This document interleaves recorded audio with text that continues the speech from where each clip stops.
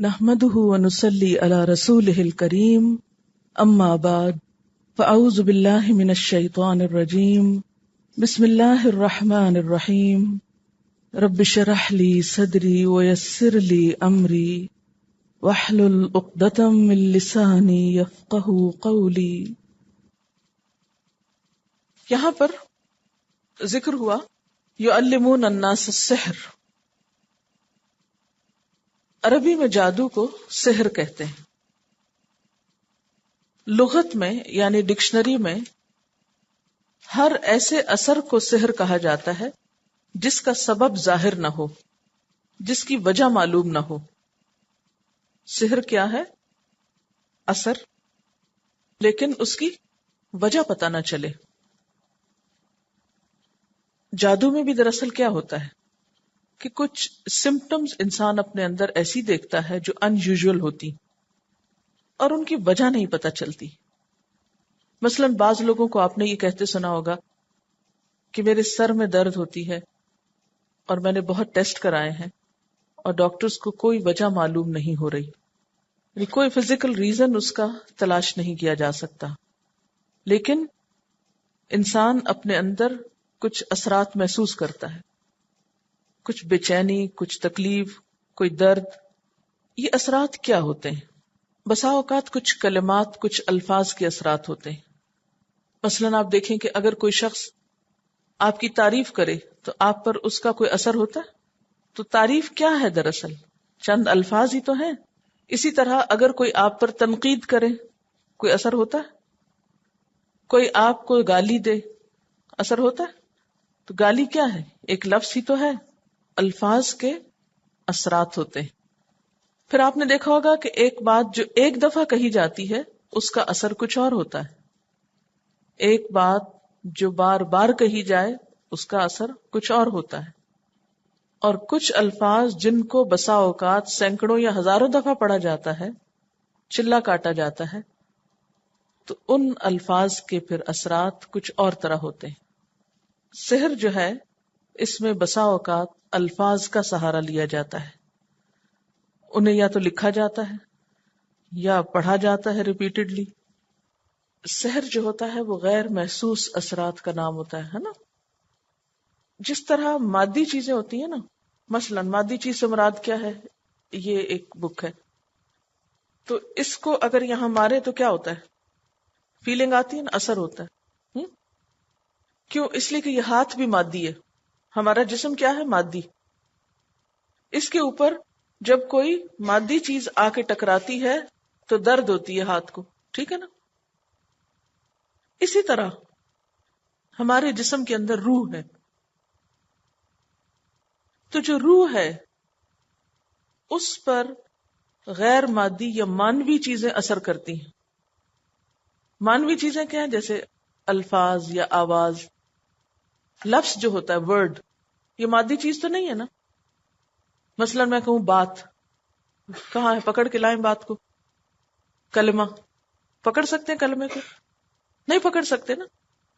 تو جو کلمہ ہے وہ غیر مادی چیز ہے، ٹھیک ہے، یا مانوی چیز ہے۔ اب یہ بھی اپنا ایک اثر رکھتا ہے، جیسے اچھی نیوز کا اثر ہوتا ہے، بری نیوز کا اثر ہوتا ہے نا؟ تو وہ بری نیوز کیا ہے؟ پکڑ سکتے ہیں آپ اس کو؟ تو اس کا اثر ہے نا، وہ کہاں ہوتا ہے؟ کس پہ؟ آپ کے دل پہ، آپ کی روح پہ۔ تو اس بات سے انکار نہیں کر سکتے آپ کہ مادی چیزوں کا اثر مادہ پہ ہوتا ہے اور روحانی چیزوں کا اثر روح پہ ہوتا ہے۔ تو جادو دراصل ایک ایسی چیز ہے جس کا اثر انسان کی روح پہ ہوتا ہے، خیالات پہ ہوتا ہے، نظر پہ ہوتا ہے، ٹھیک؟ اب آپ دیکھیے کہ یہ جو خیال پہ اثر ہوتا ہے انسان کے، یہ روح پہ اثر ہوتا ہے، تو یہ روح کس کے اندر رکھی ہوئی ہے؟ اللہ تعالیٰ نے جسم کے اندر رکھی ہوئی ہے نا؟ تو جب روح پہ اثر ہوگا تو اس کا اثر جسم پہ آئے گا نا، اور یہ وائس ورثہ ہوتا ہے۔ کیسے؟ مثلا کاپی آپ نے اپنے ہاتھ پہ اگر ماری تو لگائی جسم پہ، لیکن اثر روح پہ گیا نا۔ اسی طرح جب کوئی چیز روح پہ پڑتی ہے تو اس کا اثر جسم پر بھی آتا ہے۔ کعب احبار کہتے ہیں لولا کلمات اقولہن لجعلتنی الیہود حمارا، اگر یہ چند کلمات نہ ہوتے جن کو میں پابندی سے پڑھتا ہوں تو یہودی مجھے گدھا بنا دیتے. یعنی یہود کے اندر جادو بہت تھا، اور یہ مسلمان ہو گئے تھے نا، تو یہود ان کے پیچھے پڑ گئے. اور آپ کو معلوم ہوگا، تاریخ میں آپ نے پڑھا ہوگا کہ یہود نے حضور صلی اللہ علیہ وسلم پر بھی جادو کیا تھا. تو جو بھی کوئی مسلمان ہوتا تو یہ جادو کے وار سے اس کے اوپر اثر انداز ہونے کی کوشش کرتے، تو وہ پابندی سے کچھ کلمات پڑھتے تھے. یہ موطا امام مالک کی روایت ہے جو میں پڑھ رہی ہوں اس وقت. وہ کلمات کیا ہیں؟ اعوذ بوجہ اللہ العظیم الذی لیس شیء اعظم منہ وبکلمات اللہ التامات التی لا یجاوزہن بر ولا فاجر وباسماء اللہ الحسنى كلها ما علمت منها وما لم اعلم من شر ما خلق وبرأ وذرأ. میں اللہ عظیم کی پناہ پکڑتا ہوں جس سے بڑا کوئی نہیں، اور پناہ پکڑتا ہوں اللہ کے تمام کلمات کی جس سے کوئی نیک اور بد انسان آگے نہیں نکل سکتا، اور پناہ پکڑتا ہوں اللہ کے تمام اسماء حسنہ کی، اچھے ناموں کی، جن کو میں جانتا ہوں اور جن کو نہیں جانتا، ہر اس چیز کے شر سے جس کو اللہ تعالیٰ نے پیدا کیا اور وجود دیا اور پھیلا دیا. یہ بہت ہی بہترین دعا ہے. جب آپ کو کسی قسم کا کوئی وسوسہ تنگ کرے، کوئی وہم آنے لگے، کوئی خوف آنے لگے، کوئی فکر آنے لگے کہ فلاں میرے ساتھ یہ کر دے گا، فلاں مصیبت آ جائے گی، تو فوراً یہ دعا پڑھ لیا کرے بیٹھے بیٹھے. عام طور پر جب جادو کیا جاتا ہے تو اس میں شیاطین کو خوش کیا جاتا ہے. ایسے منتر پڑھے جاتے ہیں جس میں کفر اور شرک کے کلمات ہوں. کواکب یعنی ستاروں کی عبادت کی جاتی ہے اور اس میں بھی شرک ہوتا ہے. ایسے اعمال کیے جاتے ہیں جو شیاطین کو بہت پسند ہوتے ہیں. مثلا کسی کو ناحق قتل کر کے اس کا خون استعمال کرنا، پھر جنابت یا نجاست کی حالت میں رہنا، طہارت نہ کرنا. اور کہا یہ جاتا ہے کہ سحر عام طور پر ان لوگوں کا کامیاب ہوتا ہے جو زیادہ گندے اور نجس رہتے ہیں، پاکی اور اللہ کے نام سے دور رہتے ہیں، خبیث کاموں کے عادی ہوتے ہیں. بعض عورتیں حالت حیض میں جادو کا کام کرتی ہیں کیونکہ ان دنوں میں جادو کا کام زیادہ اثر کرتا ہے. یعنی جادوگر ہی نہیں ہوتے، جادوگرنیاں بھی ہوتی ہیں جن کے بارے میں قرآن پاک میں بھی آتا ہے من شر النفاثات فی العقد. اب یہ ہے کہ ایسی چیزیں موجود ہیں، ان کی اپنی ایک حقیقت ہے، اس کا انکار نہیں کیا جا سکتا کیونکہ یہ سب چیزیں جو ہے نا قرآن پاک اور احادیث سے پتہ چلتی کہ ایسا ہوتا ہے. یعنی جادو ہوتا ہے. کیونکہ بعض لوگ کہتے ہیں ہم کسی جادو وادو کو نہیں مانتے، تو یہ کہنا بھی انتہا پسندی ہے. جادو بہرحال ایگزسٹ کرتا ہے، لیکن اس کا مقابلہ کیسے کرنا چاہیے؟ سب سے پہلی بات تو یہ ذہن میں رہے کہ کسی شخص پہ کوئی جادو اور کوئی چیز اثر نہیں کر سکتی جب تک اللہ کا اذن نہ ہو. کوئی چیز کسی کو نقصان نہیں دے سکتی جب تک کہ اللہ کا اذن نہ ہو. قرآن پاک میں کیا آتا ہے؟ وَمَا هُمْ بِضَارِّينَ بِهِ مِنْ أَحَدٍ إِلَّا بِإِذْنِ اللَّهِ. کسی کو وہ نقصان نہیں دے سکتے جادوگر جب تک کہ اللہ کا اذن نہ ہو. اس لیے اس بات پر ہمیشہ یقین رکھیے، ایمان رکھیے، اعتماد رکھیے، اور کسی جادو سے مت گھبرائیے اور نہ خوف کھائیے اور نہ پریشان ہوئیے اور نہ ایکسپلائٹ ہوئیے کہ کوئی آپ پر جادو کر دے گا تو آپ اس کے زد میں آ جائیں گے اور آپ اس کا شکار ہو جائیں گے، یا جادو کی وجہ سے کوئی آپ کا نقصان کر دے گا. ہرگز نہیں، اگر اللہ نہیں چاہے گا تو. اس لیے پھر اس سے بچاؤ کا طریقہ کیا ہے، اس کا توڑ کیا ہے، اس سے حفاظت کیا ہے؟ کیونکہ جادوگر تو دشمن ہے، اس سے بچاؤ کیسے ہوگا، اس سے حفاظت کیسے ہوگی؟ نمبر 1، اللہ تعالی کے احکامات کو مانا جائے. نماز نہیں پڑھتے تو نماز پڑھیے، روزہ نہیں رکھتے تو روزہ رکھیے، زکوٰۃ نہیں دیتے زکوٰۃ دیجیے. نمبر 2، تمام حرام کام چھوڑیے. جن چیزوں کو اللہ نے حرام قرار دیا ہے، زنا ہے، شراب ہے، سود ہے، ان چیزوں کو چھوڑنا ہوگا. نمبر 3، تمام صغیرہ کبیرہ گناہوں سے معافی، توبہ، کیونکہ ان اللہ یحب التوابین ویحب المتطہرین. بے شک اللہ محبت رکھتا ہے توبہ کرنے والوں سے اور پاک صاف رہنے والوں سے. تو گویا تمام گناہوں سے بھی توبہ اور تمام نجاستوں سے بھی پاکیزگی. پاک صاف رہنا شروع کیجئے، صحیح طور پر طہارت، صحیح طور پر اپنے بالوں کی صفائی، ہر قسم کی ظاہری اور باطنی نجاستوں سے بیزاری، کیونکہ جادو وہاں زیادہ اثر کرتا ہے جہاں گندگی ہوتی، کیونکہ گندگی سے اٹھتا ہے تو گندگی پہ ہی جاتا ہے. تو جو لوگ صاف ستھرے رہتے ہیں، وضو کرتے ہیں، نماز پڑھتے ہیں، اللہ سے توبہ استغفار کرتے ہیں، تو ان پہ جادو نہیں اثر کرتا، یا اس کے چانسز بہت کم ہو جاتے. پھر اسی طرح قرآن پاک کا پڑھنا، جیسے آپ نے سورۃ البقرہ کے بارے میں پڑھا تھا کہ اس پر باطل قوتیں اثر انداز نہیں ہو سکتی، یا یہ کہ جس گھر میں یہ سورت پڑھی جاتی ہے اور خاص طور پر شروع اور آخر کا حصہ، تو وہاں پر جادوگروں کا زور نہیں چلتا، وہ ہر چیز سے حفاظت کے لیے کافی ہو جاتی.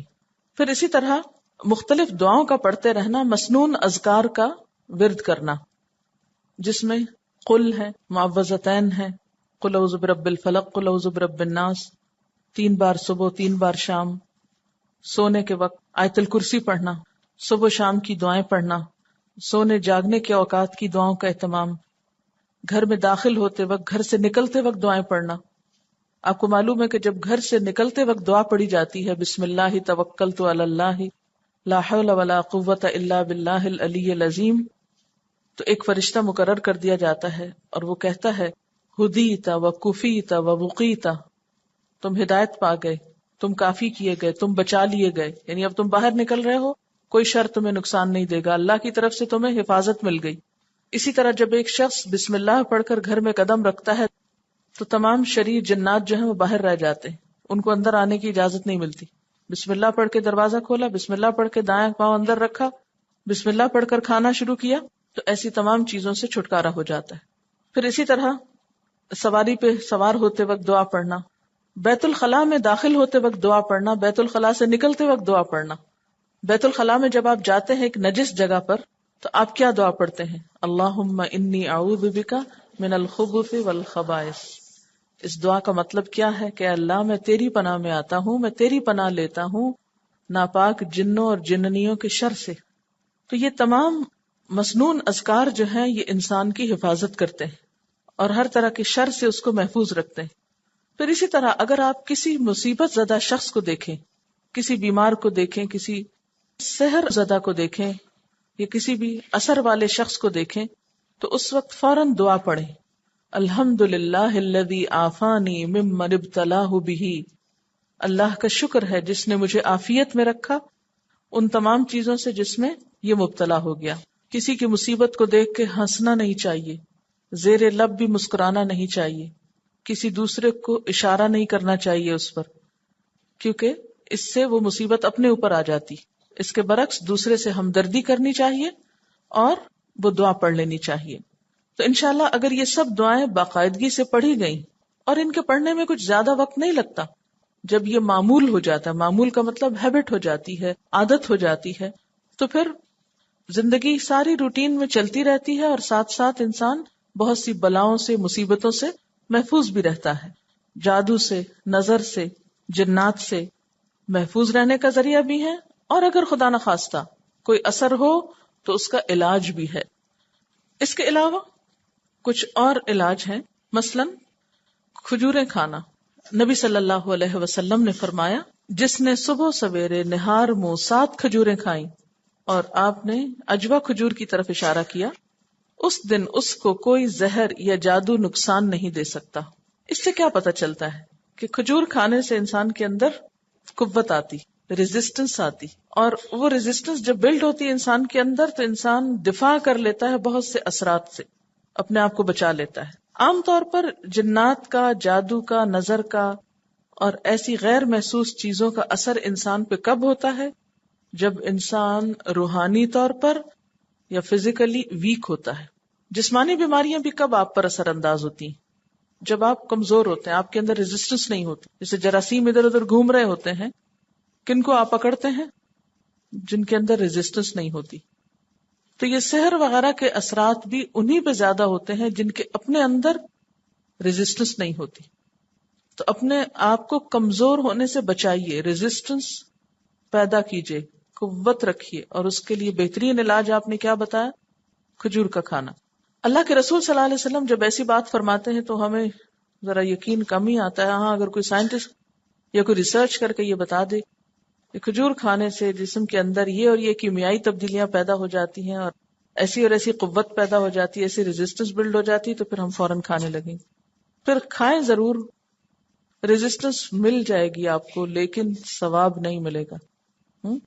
جب ہم اللہ کے رسول صلی اللہ علیہ وسلم کی سنت پر عمل کر لیتے ہیں اور کسی بات کو اس لیے لیتے ہیں کہ یہ آپ نے فرمائی اور آپ سب سے زیادہ علم رکھنے والے تھے اور آپ سے بڑھ کر سچی بات کسی اور کی نہیں ہو سکتی، تو پھر وہ چیز عبادت بن جاتی. اگر اجوا کھجور نہ ہو تو کوئی بھی کھجور کھا سکتے ہیں، اگر 7 نہ بھی کھا سکیں تو کم از کم 3 کھا لیں. اور خاص طور پر خواتین کے لیے تو بہت ہی مفید چیز ہے. اللہ تعالیٰ نے قرآن پاک میں حضرت مریم علیہ السلام کو جب حضرت عیسیٰ کی ولادت ہوئی تھی تو اس وقت کھجور کھانے کے لیے اور تازہ کھجور کھانے کے لیے کہا تھا. بہرحال اب یہ ہے کہ بسا اوقات پچھلی زندگی میں یہ باتیں پتہ نہیں تھی اور کچھ اثرات ہو گئے. اس کے بھی لیولز ہوتے ہیں، اثرات کے بھی لیول ہوتے ہیں. آپ نے دیکھا ہوگا کہ بعض لوگوں کو غصے کے وقت شدید غصہ آتا ہے. غصہ کس سے ہوتا ہے؟ شیطان سے. اور شیطان کہاں سے ہوتا ہے؟ جنات میں سے. اب یہ جو شدید غصے کی لہر ہے یا یہ ریئیکشن ہے، تو آپ نے دیکھا ہوگا بعض مائیں کہتی ہیں کہ ہمارا بچہ جو ہے وہ غصے کے وقت بہت پاگل ہو جاتا ہے، بالکل آؤٹ آف کنٹرول ہو جاتا ہے، یوں لگتا ہے کہ اپنے آپ کو مار ڈالے گا، کسی کو مار ڈالے. ایسا ہوتا ہے نا بسا اوقات. بعض اوقات لوگوں کے اوپر غم کا بہت اثر ہوتا ہے، رونا رونا رونا کسی وقت اس سے نہ نکلنا. تو انسان کے اوپر جو غیر معمولی کیفیات ہوتی ہیں وہ بھی انسان کے اوپر ایسے اثرات کو دعوت دیتی. شدید غصہ، شدید غم، بہت زیادہ ہنسنا. یعنی آپ نے دیکھو گا بعض اوقات ہنسی کا ایک دورہ سا پڑ جاتا ہے، ہنس ہنس کے لوٹ پوٹ ہوتا چلا جاتا ہے انسان. تو کوئی بھی چیز جب ضرورت سے بڑھ جائے، آپے سے باہر ہو جائے، بہت زیادہ کھانا، کھاتے جا رہے ہیں اور بھوک نہیں ختم ہو رہی، بہت زیادہ سونا، سوتے جا رہے ہیں سوتے جا رہے ہیں، یہ سب شیطانی اثرات ہوتے ہیں. تو انسان کو اپنی خواہشات کو کنٹرول میں رکھنا چاہیے اور شدید جذباتی ریئیکشن سے بچنا چاہیے. آپ کو معلوم ہے کہ حضور صلی اللہ علیہ وسلم ایک دفعہ حضرت ابوبکر کے پاس کھڑے تھے کہ کوئی شخص آیا اور اس نے آپ کو آ کے برا بھلا کہا. حضرت ابوبکر خاموش رہے تو آپ مسکراتے رہے. جو ہی انہوں نے جواب دیا تو آپ صلی اللہ علیہ وسلم وہاں سے چلے گئے. تو انہوں نے پوچھا اللہ کے رسول صلی اللہ علیہ وسلم، جب وہ شخص مجھے گالیاں دے رہا تھا آپ مسکرا رہے تھے، اور جب میں نے جواب دیا تو آپ وہاں سے چل دیے. تو آپ نے فرمایا ہاں، جب تک تم خاموش تھے فرشتہ جواب دے رہا تھا، اور جب تم بول پڑے تو فرشتہ چلا گیا اور شیطان آ گیا، اور جہاں شیطان آ جائے وہاں میں نہیں رہتا. تو لڑائی جھگڑا کرنا، ایسے مواقع پر انسان روحانی طور پر کمزور ہو جاتا ہے. اسی طرح جب کسی بھی گناہ کی کثرت ہوتی ہے تو اس میں بھی انسان روحانی طور پہ کمزور ہو جاتا ہے. لہذا شیطان کو موقع مل جاتا ہے کہ وہ اپنے اثرات کرے. اب اگر کہیں شیطان کا اثر ہو جائے، کسی پہ جادو ہو جائے، تو انسان کیا کرے؟ آپ نے دیکھا ہوگا کہ بہت سارے لوگ جادو کے توڑ کے لیے، جنات نکلوانے کے لیے عاملوں کے پاس جاتے ہیں اور غیر شرعی طریقے اختیار کرتے ہیں. وہ پھر ان سے کہتے ہیں بکرا لاؤ، اس کو ذبح کرو، اس کا خون لو، پھر فلاں ہڈی لاؤ، فلاں مختلف بال لاؤ. اس طرح کی بہت سی چیزیں، پھر ہزاروں روپے ان سے بٹور لیتے ہیں. بسا اوقات وہ پتلے بنا کے تو ان کے اوپر سوئیاں لگاتے ہیں، بہت کچھ کرتے ہیں. تو اس کے لیے ایک تو یہ ہے کہ اس کا توڑ شرعی طریقے سے ہونا چاہیے، غیر مسنون اور غیر شرعی طریقے اختیار نہیں کرنے چاہیے، کیونکہ جان تو گئی ایمان نہ جائے. جان کا نقصان تو ہوا، بیماری ہوئی یا تکلیف ہوئی، لیکن ایمان نہ جائے. اس کے لیے نبی صلی اللہ علیہ وسلم نے جہاں مختلف علاج بتائے ہیں یا کچھ علاج قرآن پاک سے تجویز کیے جاتے ہیں، اس کے ساتھ ساتھ کچھ اور طریقے بھی بتائے گئے ہیں. جیسے کھجوریں کھانا تو کیا تھا؟ ایک دفاعی طریقہ ہے، اور اگر ہو بھی چکا ہو کوئی ایسا اثر تو مزید اس طریقے کو جاری رکھا جا سکتا ہے. اس کے علاوہ ایک اور طریقہ یہ کہ سبز بیری کے 7 پتے لے کر 2 پتھروں کے درمیان اس کو کوٹا جائے، سل بٹا نہیں ہوتا اس پر، اور پھر کوٹے ہوئے پتے جو ہیں ان میں اتنا پانی ملا لیا جائے کہ جو نہانے کے لیے کافی ہو. پھر مندرجہ ذیل آیات پڑھ کر پانی پر دم کریں. ان آیات کو اعوذ باللہ من الشیطان الرجیم پڑھ کر پڑھا جائے گا. آیات کا حوالہ نوٹ کر لیجئے.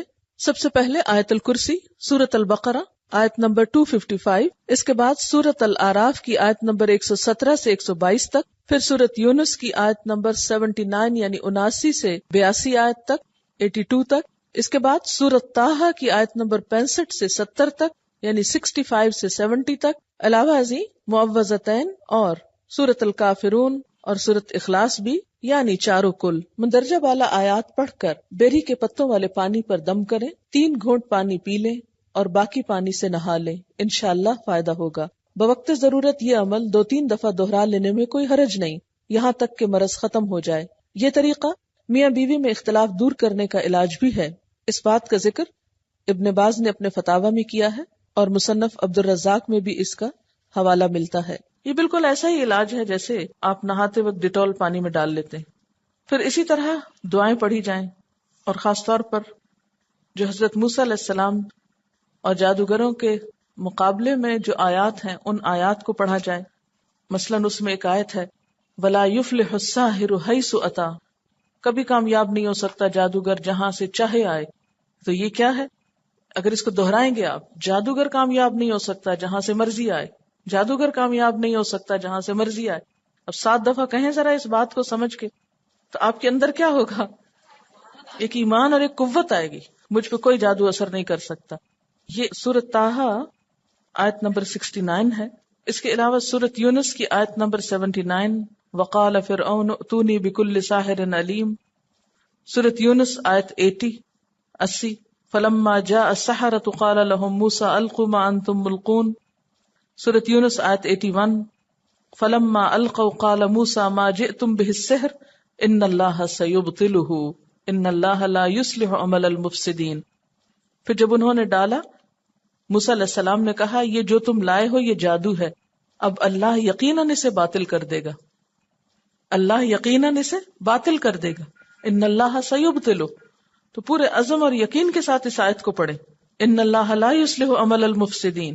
پھر سورۃ یونس کی آیت 82 وَيُحِقُّ اللَّهُ الْحَقَّ بِكَلِمَاتِهِ وَلَوْ كَرِهَ الْمُجْرِمُونَ، اور اللہ اپنی باتوں سے حق کو حق کر دکھاتا ہے چاہے مجرم برا مانے۔ یعنی اللہ کی بات سچی ہے اور یہ مجرم ہے، ان کی باتیں باطل ہو جائیں گی۔ پھر سورۃ الاعراف آیت نمبر 118 نمبر فَوَقَعَ الْحَقُّ وَبَطَلَ مَا كَانُوا يَعْمَلُونَ، پس واقع ہوا حق اور باطل ہوا جو کچھ وہ کرتے تھے۔ پھر سورۃ طٰہٰ کی یہی آیت 69 انما صنعوا کید ساحر ولا یفلح الساحر حیث اتی، جو کچھ انہوں نے بنایا ہے یہ مکر اور چال یہ جادوگر کی ہے، اور جادوگر جہاں سے چاہے آئے فلاح نہیں پا سکتا۔ ان آیات کو پڑھ کر بسا اوقات یہ بھی کہتے ہیں کہ آپ ان کو دم کر کے پی لیں یا اس سے نہا لیں، یا ویسے بھی ان آیات کا ذکر کرتے رہیں۔ پھر اسی طرح یہ دعا مانگے رب انی لما انزلت الی من خیر فقیر، اللہ جو خیر بھی تو میری طرف نازل کرے میں اس کا محتاج ہوں، میں تجھ سے بھلائی چاہتا ہوں۔ پھر اہدنا الصراط المستقیم، اللہ ہمیں سیدھا راستہ دکھا۔ ایاک نعبد و ایاک نستعین، ہم تیری عبادت کرتے ہیں تجھ سے مدد چاہتے ہیں۔ پھر رب اغفر وارحم وانت خیر الراحمین، اللہ تو بخش دے اور رحم فرما اور تو سب سے بڑا رحم کرنے والا ہے۔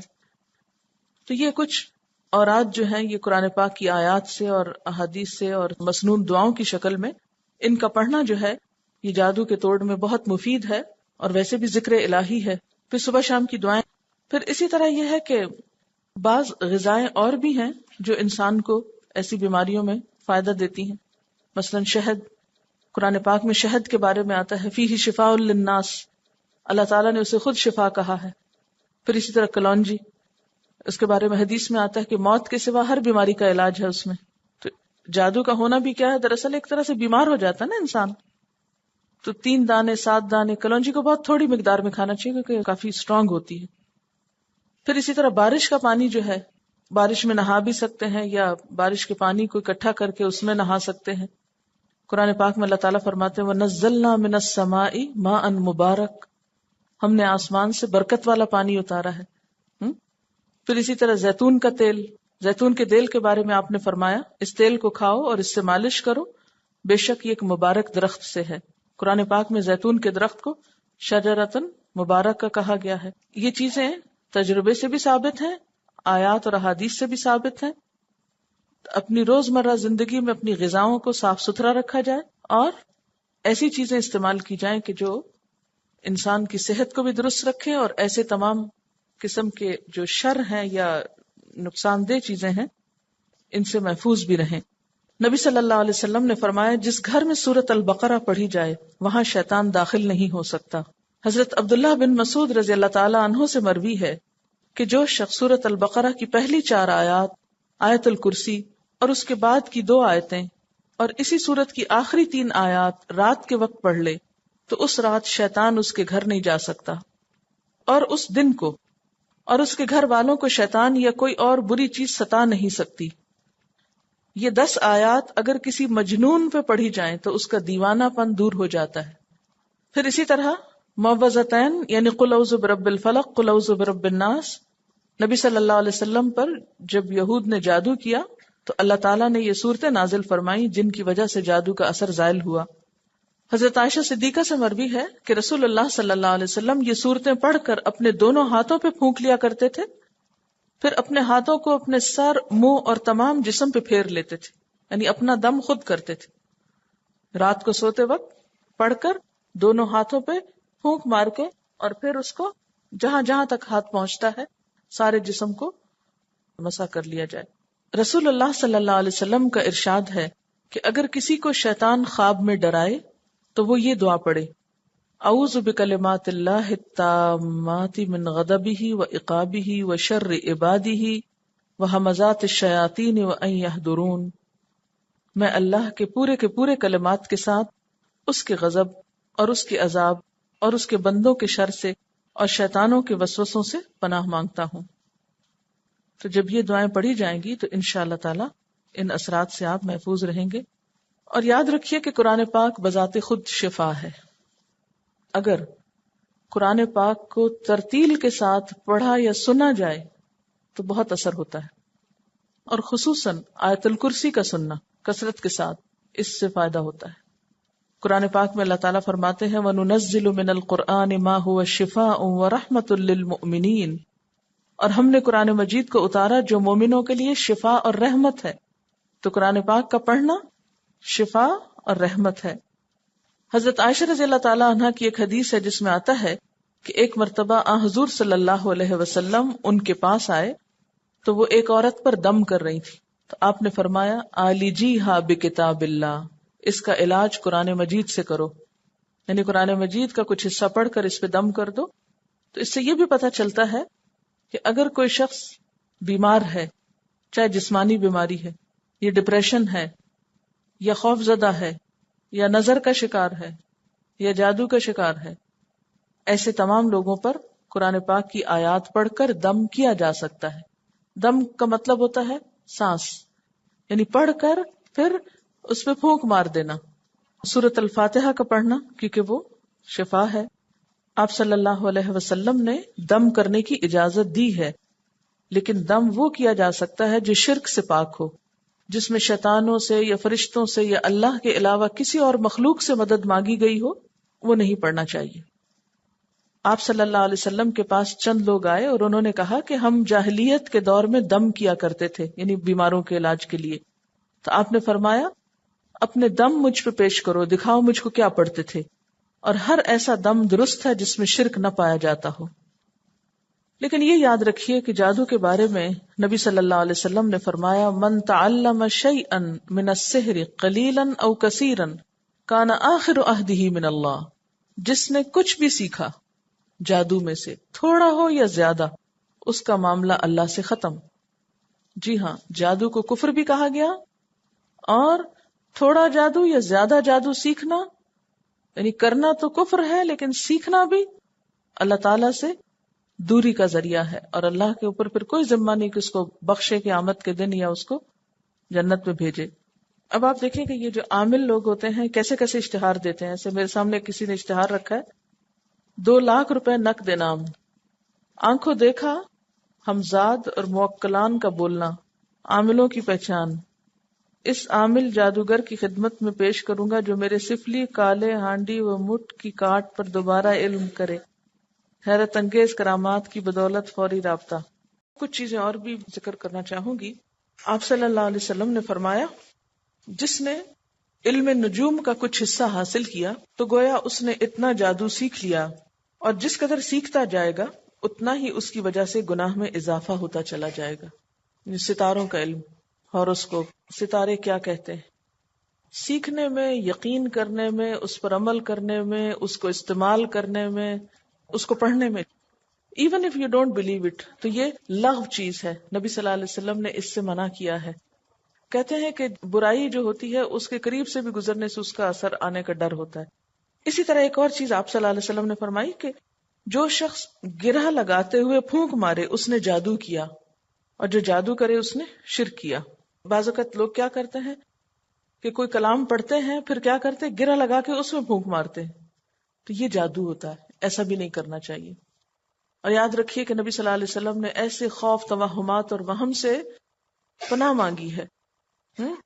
آپ دعا مانگا کرتے تھے اللہم انی اعوذ بک من الہم والحزن، اے اللہ میں تفکرات اور غم سے آپ کی پناہ چاہتا ہوں. کیوں؟ اس لیے کہ جب انسان کے دل میں غم جگہ پکڑ لے تو کوئی کام نہیں ہو سکتا. خوف جگہ پکڑ لے تو انسان بہت سی اپنی صلاحیتوں اور قوتوں سے محروم ہو جاتا ہے. اسی طرح کوئی اور پریشانی انسان کو بے وجہ کی لگ جائے جس کی کوئی حقیقت نہیں، محض وہم پر مبنی ہے، تو انسان بہت سے کارآمد اور مفید کام کر نہیں سکتا. تو اس لیے ان چیزوں سے انسان بچا رہے یا اس کا ذہن خالی رہے تو انسان اپنی جو پازیٹیو صلاحیتیں ہیں ان کو خیر کے راستے میں لگاتا رہتا ہے. تو اب یہ ہے کہ کچھ چیزیں ہمارے بس میں نہیں ہوتی، ہمارے کنٹرول میں نہیں ہوتی. مثلا کوئی شخص آپ سے حسد کر رہا ہے، آپ کس طرح اس کو پکڑ کے روکیں؟ بعض اوقات پتہ چل جاتا ہے تو چلیں آپ اس کے ساتھ اچھا سلوک کرتے ہیں، ہو سکتا ہے اس کا غصہ غضب ٹھنڈا ہو جائے. لیکن بسا اوقات پتہ بھی نہیں چلتا، وہ دل ہی دل میں جل رہا ہوتا ہے اور پیچھے پیچھے جڑیں کاٹ رہا ہوتا ہے، آپ کو تو پتہ ہی نہیں چلتا وہ کیا کر رہا ہے. اب ایسے لوگوں کے خلاف آپ کیا دفاع کریں گے اپنا؟ تو بہتر یہ ہے کہ آپ اللہ تعالیٰ سے مدد مانگ لیں اور دعا مانگ لیں، اور ان ساری چیزوں سے بے نیاز ہو کر جو کر رہے ہیں اسے کرتے جائیں. کیونکہ وقت جو ہے وہ بہت قیمتی چیز ہے، وہ فکر اور پریشانیوں میں گنوانے کے لیے نہیں ہے، کیونکہ بہت سی چیزوں کا علاج ہمارے پاس نہیں ہوتا. تو مومن کے لیے دعا جو ہے وہ اسلحہ کی طرح ہے. الدعاء سلاح المؤمن.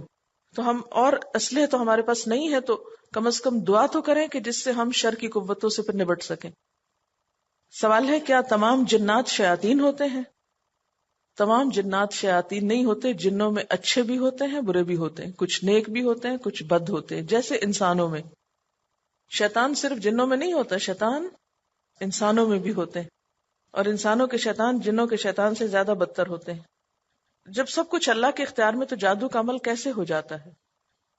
اللہ کے اذن سے ہوتا ہے. اللہ تعالیٰ نے دنیا میں خیر اور شر دونوں رکھے اور دونوں کو آزادی دی ہے نا، آزادی اچھا کرنے کی بھی اور برا کرنے کی بھی، تاکہ اچھے لوگوں کو اچھائی کا فائدہ ملے اور برے لوگوں کو ان کی برائی کی سزا ملے. اگر یہ آزادی نہ ہوتی، یہ چوائس نہ ہوتی، پھر تو جنت اور دوزخ بھی نہ ہوتی، ہے نا. تو یہ اللہ تعالیٰ کی مصلحت تھی کہ میں لوگوں کو چوائس دوں تاکہ پھر دیکھا جائے کہ لوگ خود کیا کر کے آتے ہیں. ترجمہ آیت نمبر 104 سے. یا ایہا الذین آمنو، اے لوگو جو ایمان لائے ہو، لا تقولو، نہ تم کہو، راعنا، راعنا، ہماری رعایت کیجئے، وقولو، اور کہو، انظرنا، انظرنا، ہماری طرف نظر کیجئے، واسمعوا، اور سنا کرو، وللکافرین، اور کافروں کے لیے، عذاب، عذاب ہے، علیم، دردناک. ما یود الذین، نہیں چاہتے وہ لوگ، کفروا، جنہوں نے کفر کیا، من اہل الکتاب، اہل کتاب میں سے، ولل مشرکین، اور نہ مشرک، ان کے، ینزل، نازل کی جائے، علیکم، تم پر، من خیرن، کوئی بھلائی، من ربکم، تمہارے رب کی طرف سے، واللہ، اور اللہ، یختص، خاص کرتا ہے، برحمتہ، اپنی رحمت کے ساتھ، من یشاء جس کو چاہتا ہے، واللہ اور اللہ، ذو الفضل فضل والا ہے، العظیم بڑے، ما نہیں، ننسخ ہم منسوخ کرتے، من آیتن کوئی آیت، او یا، ننسہا ہم بھلا دیتے اس کو، نأتی ہم لے آتے ہیں، بخیرن بہتر، منہا اس سے، او یا، مثلہا اس جیسی، اس کی مانند، علم کیا نہیں، تعلم تم جانتے، ان اللہ بے شک اللہ تعالی، اللہ اوپر، کل ہر، شیئن چیز کے، قدیر قدرت رکھنے والا ہے، علم کیا نہیں، تعلم تم جانتے، ان اللہ بے شک اللہ تعالی، لہو اس کے لیے، ملک بادشاہت ہے، السماواتی آسمانوں کی، والارض اور زمین کی، و اور، ما نہیں، لکم تمہارے لیے، من دون اللہ اللہ کے سوا، من ولی کوئی دوست، ولا نصیر اور نہ کوئی مددگار۔ الفاظ کی وضاحت، یا ایھا الذین آمنوا اے لوگو جو ایمان لائے ہو، لا تقولوا نہ تم کہو، راعنا راعنا، راعنا کا روٹ ہے رے این یہ، مراعات کا لفظ آپ نے سنا ہوگا، اس سے امر کا صیغہ ہے، راعی ہماری رعایت کیجیے، ہمارا خیال رکھیے۔ جیسے انگریزی میں بات کرتے ہوئے اگر کوئی بات سمجھ میں نہ آئے تو کہتے ہیں I beg your pardon۔ اسی طرح اردو میں نظر کرم کیجیے۔ عربی میں گفتگو کرتے وقت اگر کسی شخص کو دوسرے کی بات سمجھ میں نہ آئے تو اس موقع پر کہا جاتا ہے راعنا، ہماری رعایت کیجیے، ہمیں دوبارہ سمجھا دیجیے۔ ویسے اس کا معنی ہوتا ہے حفاظت کرنا، نگاہ رکھنا، خیال رکھنا۔ وقولو اور کہیے، انظرنا، انظرنا نون زوئے رے نظر، دیکھنا، مہلت دینا، انتظار کرنا، انظرنا دیکھیے ہم کو یا ہمیں مہلت دیجیے، واسمعوا اور سنا کرو، وللکافرین اور کافروں کے لیے عذاب علیم عذاب ہے دردناک۔ ما یود الذین کفروا نہیں چاہتے وہ لوگ جنہوں نے کفر کیا، من اہل الکتاب اہل کتاب میں سے، یہ کون ہے اہل کتاب؟ یہود و نصارہ دونوں، وللمشرکین اور نہ مشرک، مشرکین کون تھے؟ اہل عرب، ان کے ینزل نازل کی جائے، علیکم تم پر، من خیرن کوئی بھلائی کوئی اچھی چیز، من ربکم تمہارے رب کی طرف سے، واللہ اور اللہ تعالی، یختص خاص کرتا ہے، اس کا روٹ ہے خے صاد صاد، خاص، برحمتہ اپنی رحمت کے ساتھ، من یشاء جس کو چاہتا ہے، واللہ اور اللہ تعالی ذو الفضل العظیم بڑے فضل والا ہے، العظیم بہت بڑا، بہت بڑے فضل والا ہے۔ ما ننسخ نہیں ہم منسوخ کرتے، نون سین خے نسخ، نسخ کرنے کا معنی ہوتا ہے نقل کرنا، ہٹانا، مٹانا، منسوخ کرنا، زائل کرنا، ایک چیز کو ہٹا کر اس کی جگہ دوسری چیز لے آنا۔ ما ننسخ نہیں ہم منسوخ کرتے، من آیتن کوئی آیت، او یا ننسہا اس کو بھلا دیتے۔ ننسہا کا لفظ نون سین یہ سے بھی ہے، نسیان سے بھی، اور اگر یہ انسا ہو باب فعل میں تو اس کا معنی ہوتا ہے پوسٹ پون کرنا، مؤخر کرنا۔ ننسہا اس کو بھلا دیتے یا مؤخر کر دیتے، نأتی ہم لے آتے ہیں بخیرن بہتر، منہا اس سے کس سے؟ جو چیز منسوخ کی گئی یا بھلوائی گئی، او مثلہا یا اسی کی طرح، الم تعلم کیا تم جانتے نہیں، ان اللہ بے شک اللہ تعالی، علی کل شیء قدیر ہر چیز پر قدرت رکھنے والا ہے، الم تعلم کیا تم نے جانا نہیں، ان اللہ بے شک اللہ تعالی، لہو اس کے لیے ہے، ملک بادشاہی، السماواتی آسمانوں کی، والارض اور زمین کی، وما لکم اور نہیں تمہارے لیے، من دون اللہ اللہ کے سوا، من ولی کوئی دوست، ولا نصیر اور نہ کوئی مددگار۔ بسم اللہ الرحمن الرحیم۔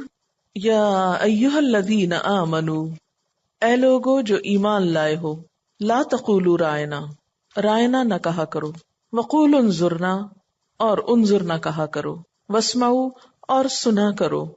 اس آیت کی شان نزول کچھ یوں ہے کہ اہل کتاب یا یہود جب نبی صلی اللہ علیہ وسلم کی مجلس میں آتے تو اپنی گفتگو کے ذریعے بسا اوقات آپ کو تکلیف دیتے۔ نبی صلی اللہ علیہ وسلم کی مجلس میں کسی کے آنے پر پابندی نہیں ہوتی تھی، کیونکہ کوئی بھی شخص جو آپ سے ملاقات کے لیے آئے، آپ سے سیکھنے کے لیے آئے، تو اسلام کا طریقہ کیا ہے کہ اسے آنے دو، روکو نہیں۔ تو ہر طرح کے لوگ آتے اور جو کچھ آپ فرماتے تھے وہ آپ سے سیکھا کرتے۔ مسلمان جب آپ کی مجلس میں بیٹھتے اور کوئی بات ان کو سمجھ میں نہیں آتی تو وہ آپ صلی اللہ علیہ وسلم کو ایک خاص لفظ کے ساتھ دوبارہ اپنی طرف متوجہ کرتے، اور وہ لفظ کیا تھا؟ رائنا، ہماری رعایت کیجئے، یعنی آپ دہرا دیجئے بات کو، ہمیں سمجھ میں نہیں آیا، آپ پھر سے فرما دیجئے۔ تو چونکہ مسلمانوں کے علاوہ یہود بھی آپ کی مجلس میں آتے تو ان کا طریقہ کیا تھا کہ مختلف الفاظ کو بدل دیا کرتے تھے، تو وہ نبی صلی اللہ علیہ وسلم سے حسد تو رکھتے ہی تھے، اس حسد کا مظاہرہ کہیں نہ کہیں ہو جاتا تھا۔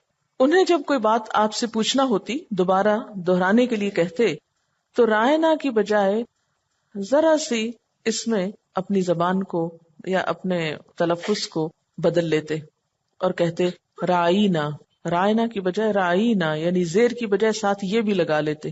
رائی عربی زبان میں گڈریے کو کہتے ہیں، چرواہے کو، اور نا کا مطلب ہوتا ہے ہمارا، تو رائینا کا مطلب ہمارا چرواہا، ہمارا گڈریا۔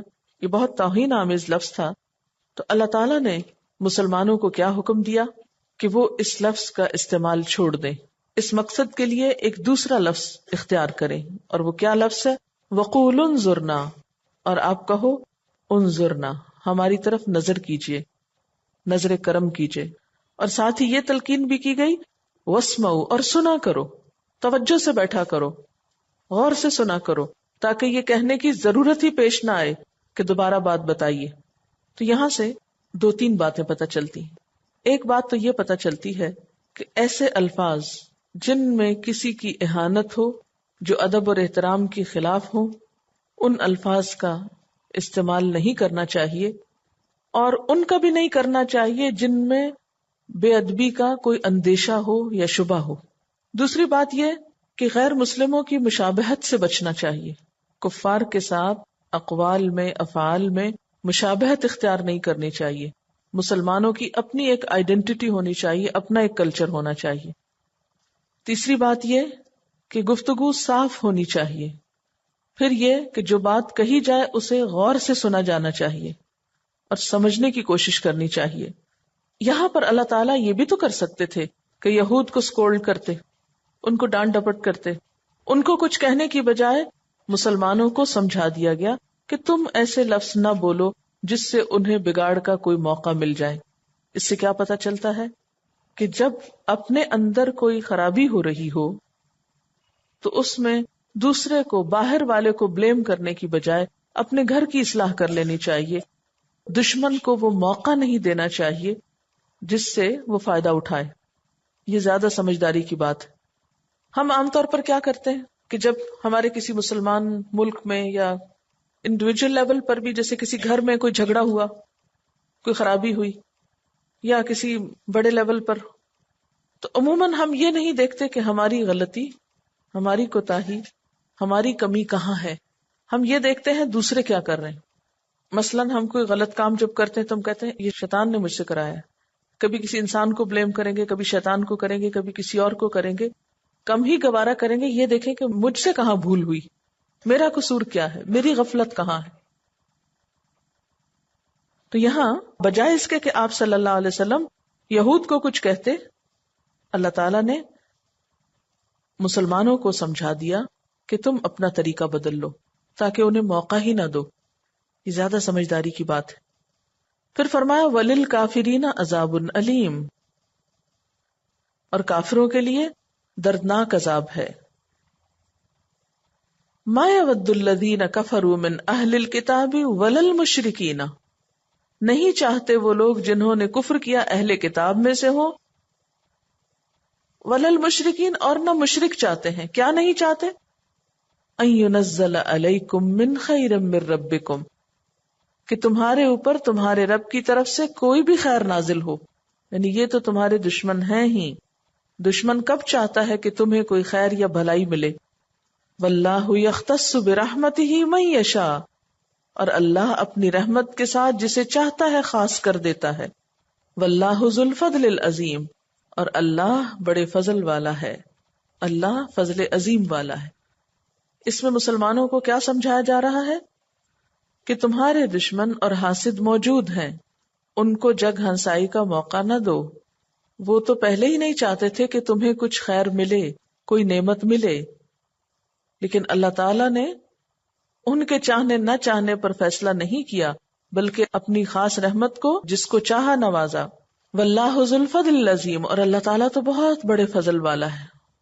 پھر ایک اور اعتراض، ایک اور شبے کا جواب جو یہود مسلمانوں کے دلوں میں ڈالنے کی کوشش کرتے. اور وہ ایسا کیوں کرتے تھے؟ تاکہ مسلمانوں کے دل قرآن پاک سے بدظن ہو جائیں. آپ نے یہ تو پیچھے کئی دفعہ پڑھا ہے کہ قرآن پاک پچھلی کتابوں کی تصدیق کرتا ہے، پچھلی کتابوں میں جو کچھ آیا ہے ان کو ماننے کو کہتا ہے. لیکن اس کے ساتھ ساتھ یہ بات بھی یاد رکھیے کہ قرآن پاک میں کئی ایسے احکامات آئے ہیں جو اس سے پہلے تورات میں نہیں تھے، یا بعض احکامات میں تبدیلی کر دی گئی ہے. یہ چیز یہود کے لیے بہت ناگوار تھی. ما ننسخ من آیت او ننسها نأتی بخیر منها او مثلها، ہم اپنی جس آیت کو منسوخ کر دیتے ہیں یا بھلا دیتے ہیں اس کی جگہ اس سے بہتر لاتے ہیں یا کم از کم ویسی ہی لے آتے ہیں.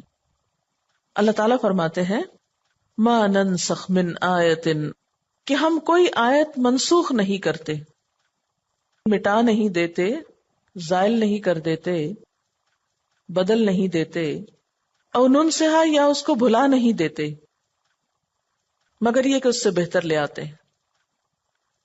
شرعی اصطلاح میں نسخ کہتے ہیں ایک حکم کو بدل کر اس کی جگہ نیا حکم لے آنا. ایسا کیوں کیا جاتا ہے؟ اس کی کیا ضرورت ہے؟ ایک حکم آیا پھر اس کو بدل کر ایک اور آ گیا، ایسا کیوں ہوتا ہے؟ اس کی کئی ایک وجوہات ہو سکتی ہیں. بسا اوقات ایسا ہوتا ہے کہ ایک حکم ایک وقت کے لیے بہت مناسب ہوتا ہے، لیکن ہمیشہ کے لیے اس کی ضرورت نہیں ہوتی. جب حالات بدلتے ہیں تو بدلتے حالات کے ساتھ ایک نئی بات لے آئی جاتی ہے نئے طریقے سے، تو پہلی ہٹا کر اس کی جگہ ایک نئی بات لائی گئی.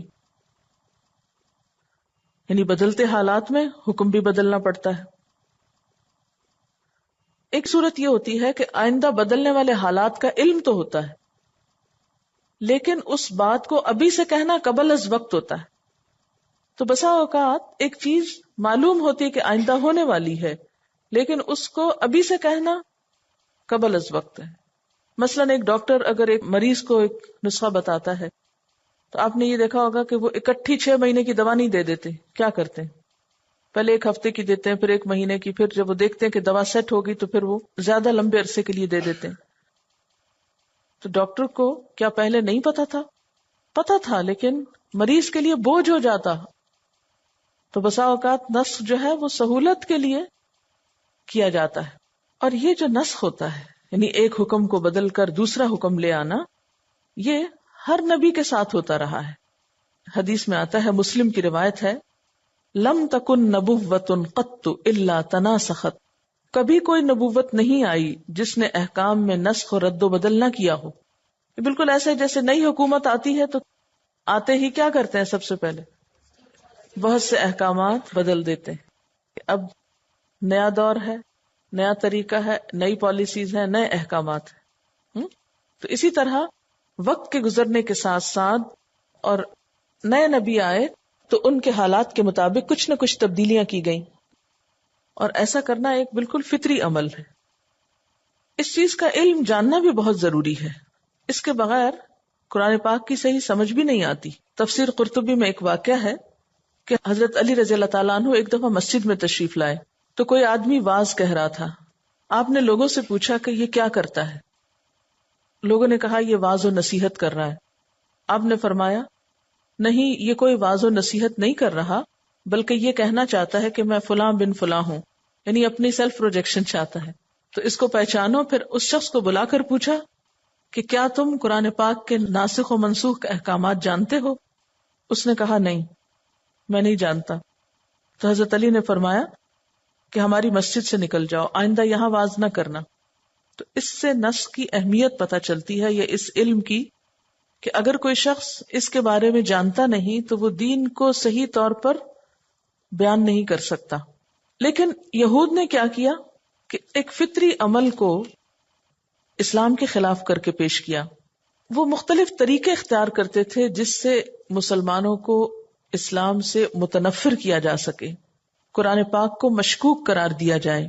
وہ کہتے کہ اگر قرآن پاک اللہ تعالیٰ کی طرف سے آیا ہے اور تورات بھی اللہ تعالیٰ کی طرف سے ہے، تو پھر قرآن اور تورات کے احکام میں اختلاف کیوں ہے؟ جو باتیں پہلے ہمیں کہی گئی تھی اب ان میں تبدیلی کیوں کی جا رہی ہے؟ پھر اسی طرح ایک اور اعتراض یہ کرتے کہ قرآن پاک میں اگر ایک حکم نازل ہوا ہے تو پھر اس کی جگہ کوئی دوسرا حکم کیوں آ جاتا ہے؟ کیا اللہ تعالیٰ کو اس بات کا علم نہیں تھا کہ میں پہلے کیا دے چکا ہوں، اب دوبارہ کیا دے رہا ہوں؟ تو اس قسم کے اعتراضات تھے جو یہود کیا کرتے تھے۔ کیا کہ تورات کے بعد قرآن پاک کی ضرورت کیا ہے؟ اگر تورات اللہ کی طرف سے اور قرآن، تو دونوں میں فرق کیوں ہے؟ تورات ہی کافی ہے۔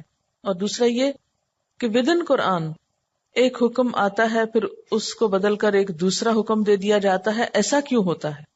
یہ باتیں وہ اس لیے کرتے تھے کہ مسلمانوں کے دل میں اپنی کتاب کے بارے میں شک و شبہ پیدا کر دیں، انہیں اپنی کتاب سے بددل کر دیں۔ تو اللہ تعالیٰ اس کا جواب دیتے ہوئے فرماتے ہیں ما ننسخ من آیت، نہیں ہم منسوخ کرتے کوئی بھی آیت، او ننسہا، یا ہم اس کو بھلا دیتے، نأتی بخیر منہا، ہم اس سے بہتر لے آتے ہیں۔ ایسا کیوں کیا جاتا ہے کہ اس سے بہتر چیز دی جائے، او مثلہا، یا اسی کی طرح، اسی کی مانند، لیکن ایک ڈیفرنٹ سٹائل میں۔ الم تعلم، کیا تم جانتے نہیں ہو، ان اللہ علی کل شیء قدیر، کہ اللہ تعالیٰ تو ہر چیز پر قدرت رکھتا ہے، اس کے لیے کچھ بھی مشکل نہیں۔ یعنی ایک حکم کو بدلنا اس کے لیے کچھ مشکل نہیں، ایک چیز کو بھلوا دینا اور پھر اس سے بہتر دے دینا یا اس جیسی کوئی اور دے دینا، اس کے لیے کیا مشکل ہے؟ قرآن پاک میں نسخ کی کچھ مثالیں آپ کو بتاؤں گی۔ مثلاً یہ ہے کہ نسخ کی ایک قسم ہوتی تھی جس میں تدریج ہوتی تھی، گریجولی ایک چیز دی جاتی تھی۔ اس کی بہت بڑی مثال جو ہے وہ شراب کی ہے۔ شراب کی حرمت کا پہلا حکم سورۃ البقرہ میں آیا، آیت 219 میں، یسألونک عن الخمر والمیسر۔ اس وقت شراب کے بارے میں معمولی سی بات کی گئی، قل فیہما اسم کبیر ومنافع للناس، کہ ان دونوں میں گناہ بھی ہے اور لوگوں کے فائدے کی چیز بھی ہے۔ تو لوگ ٹھٹک گئے کہ ہاں یہ گناہ کی چیز ہے، اس لیے اسے چھوڑ دینا چاہیے، لیکن قطعی حکم ابھی نہیں آیا تھا۔ تو دوسری دفعہ پھر حکم آیا سورۃ النساء کی آیت 43 میں، یا ایھا الذین آمنوا لا تقربوا الصلاۃ وانتم سکارى، اے لوگو جو ایمان لائے ہو نماز کے قریب نہ جاؤ جبکہ تم نشے کی حالت میں ہو۔ تو اس سے مزید ٹھٹکے لوگ کہ اچھا چلیں نماز کے اوقات یا ان کے قریب ہم نہیں پیتے۔ پھر ایک تیسرا حکم آیا اور مکمل طور پر اس کو حرام کر دیا گیا، اور وہ کیا تھی؟ یا ایھا الذین آمنوا انما الخمر والمیسر والانصاب والازلام رجس من عمل الشیطان فاجتنبوہ۔ یہ سورۃ المائدہ کی آیت 90 جس میں آتا ہے اے ایمان والو بے شک شراب اور جوا گندے شیطانی کام ہے، اس سے اجتناب کرو. اب پہلے نہیں کہا گیا فجتنبو، صرف اتنا کہہ دیا گیا کہ ہاں اس میں گناہ کی بات ہے. پھر دوسرا حکم آیا تو کہا گیا کہ نہیں نماز کے قریب نہیں پیو. تیسرا حکم آیا تو کیا کہا گیا؟ اب اس سے رک جاؤ، کیونکہ سورۃ المائدہ کی آیت 91 کے آخر میں آتا ہے فَهَلْ أَنْتُمْ مُنْتَهُونَ، کیا تم رکنے والے ہو، رکو گے کہ نہیں؟ ٹھیک ہے. اسی طرح نسخ کا ایک اور طریقہ یہ ہوتا ہے کہ اس میں حکم بھی اور ان کے الفاظ دونوں ہی چلے جاتے ہیں، جس کو انسا کہتے ہیں، بلوا دینا، یعنی الفاظ اور تلاوت دونوں ہی ختم ہو جاتے ہیں. اس کی مثال مثلا سورۃ البقرہ کی آیت 26 ہے ان اللہ لا یستحی ان یضرب مثلا ما بعودۃ فما فوقها، بے شک اللہ تعالیٰ نہیں شرماتا کہ بیان کرے کوئی مثال کسی مچھر کی یا اس سے بڑھ کر یا اس سے کم تر کسی چیز کی. تو اب آپ پورا قرآن پاک کھول کے دیکھ لیجئے، کہیں بھی مچھر کی بات تو ہے نہیں، تو پھر یہ کیوں کہا گیا؟ تو اس کے بارے میں علماء یہ کہتے ہیں کہ کوئی آیت پہلے تھی جس میں مچھر کا ذکر آیا تھا، پھر بعد میں وہ آیت بھلوا دی گئی. بھلوانے کا مطلب کیا کہ نبی صلی اللہ علیہ وسلم کے دل سے وہ اٹھا لی جاتی تھی. ٹھیک ہے، لیکن اس کا کہیں دوسری جگہ اشارہ موجود ہوتا تھا. مثلا قرآن پاک میں قبلے کی تبدیلی کا حکم، اس کا اشارہ ملتا ہے کہ پہلے ایک اور حکم دیا گیا تھا وَمَا جَعَلْنَا الْقِبْلَةَ الَّتِي كُنْتَ عَلَيْهَا، اور نہیں وہ قبلہ جس کو ہم نے آپ کے لیے مقرر کیا تھا. وہ کہاں مقرر کیا تھا؟ قرآن پاک میں تو کہیں ذکر نہیں ہے. تو اس کا مطلب ہے کہ پہلے کہیں ہوگا، پھر اس کے بعد اس کو ہٹا لیا گیا اور صرف بعد کا حکم باقی رکھا گیا. پھر اسی طرح بسا اوقات تلاوت تو نہیں رہتی لیکن حکم باقی رہتا ہے، یعنی الفاظ باقی نہیں رہتے لیکن حکم باقی رہتا ہے. اور اس کے بارے میں موطا امام مالک کی ایک روایت ہے جس میں آتا ہے الشیخ والشیخۃ اذا زنیا فرجموہما، کہ شادی شدہ مرد یا عورت اگر زنا کرے تو ان کو رجم کرو. اس کے بارے میں علماء کہتے ہیں کہ پہلے یہ آیت قرآن پاک میں تھی، پھر آیت تو اٹھ گئی لیکن حکم باقی رہا، کیونکہ نبی صلی اللہ علیہ وسلم نے اپنے دور میں اس پر عمل کروایا. تو بہرحال مختصر سی بات یہ ہے کہ یہاں پر یہود کے اعتراض کا جواب دیا جانا مقصود ہے، کیونکہ وہ نسخ کو قرآن کے خلاف یا قرآن کی روح کے خلاف سمجھتے تھے. آج بھی آپ دیکھیں کہ بہت سے لوگ یہ اعتراض کرتے ہیں کیوں اللہ تعالیٰ کو پتا نہیں تھا کہ لوگوں کو آخری حکم کیا دینا ہے، لہٰذا پہلے حکم کیوں دیے گئے. تو یاد رکھیے کہ ایک مومن جو ہوتا ہے نا وہ ایک ٹری کی طرح گرو کرتا ہے. جب ایک بیج آپ ڈالتے ہیں زمین میں تو پہلے اس کو ڈے 1 پہ ہی کھاد کی ضرورت ہوتی ہے؟ کیا وہ اس وقت اتنا ہی پانی لیتا ہے جتنا 1 سال کے بعد لیتا ہے؟ نہیں نا. شروع میں کتنی ضرورت ہوتی پانی کی؟ تھوڑا تھوڑا چھینٹا بھی کافی ہوتا ہے. پھر جب وہ تھوڑا بڑا ہوتا ہے پھر تھوڑا اور پانی لگتا ہے، پھر جب زیادہ بڑا ہوتا ہے تو زیادہ پانی چاہیے ہوتا ہے. اسی طرح دین میں جب انسان آتا ہے تو شروع میں تھوڑے تھوڑے حکم پہ عمل کرتا ہے، پھر گرو کرتا ہے، پھر اور بڑی بات چاہیے، پھر اس کے بعد اور اسٹرانگ ڈوز چاہیے ہوتی. تو دین ہمارا بہت فطری ہے. آج بھی آپ دیکھیں کہ اگر ایک شخص جو نیا مسلمان ہوتا ہے تو آپ پہلے ہی دن اس کو ہر بات پہ پابند کرا دیں گے، سب کام پہلے ہی دن اس پہ لاد دیں گے؟ نہیں نا. گریجولی اینڈ سلولی، تھوڑا تھوڑا تھوڑا تھوڑا. تو دین کی اس حکمت کو انہوں نے دین کے خلاف استعمال کیا، مسلمانوں کا مذاق اڑانے کے لیے. پھر اللہ تعالیٰ فرماتے الم تعلم، کیا تم جانتے نہیں ہو؟ کس بات کو؟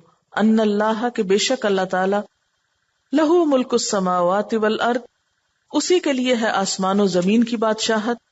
وما لکم من دون اللہ من ولی ولا نصیر، اور تمہارے لیے اللہ کے سوا نہ کوئی دوست ہے اور نہ کوئی مددگار ہے. یہ بات کیوں کہی گئی؟ اس لیے کہ اس سے پیچھے کہا گیا تھا کہ وللکافرین عذاب علیم، اور پھر ان اللہ علی کل شیء قدیر. جو مسلمان غیروں کے پروپیگنڈے کا شکار ہو کر اپنے دین کو چھوڑ بیٹھے گا وہ اللہ تعالی کی پکڑ سے کہیں نہیں جا سکتا. اور ہم سب کو یاد رکھنا چاہیے کہ اگر ہم اللہ کی دوستی یا اللہ کا قرب یا اللہ تعالی کی رضا کو چھوڑ کر کوئی اور طریقہ اختیار کریں گے تو پھر پوری دنیا بھی مل جائے تو ہمیں کوئی فائدہ نہیں پہنچا سکتی. وآخر دعوانا ان الحمد للہ رب العالمین. سبحانک اللہم وبحمدک نشہد ان لا الہ الا انت نستغفرک ونتوب الیک. والسلام علیکم ورحمۃ اللہ وبرکاتہ.